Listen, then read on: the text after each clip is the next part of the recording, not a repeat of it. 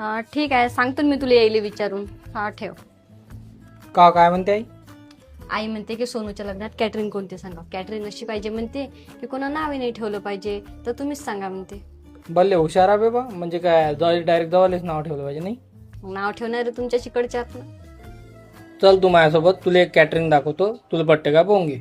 हे आहे योगेश बडे यांचे मुक्ताई कॅटरिंग. हे विविध प्रकारच्या कार्यक्रमात अस्सल मन तृप्त करणाऱ्या पदार्थांच्या चवीसोबत 2 पिढ्यांपासून आपल्या सेवेत आहेत.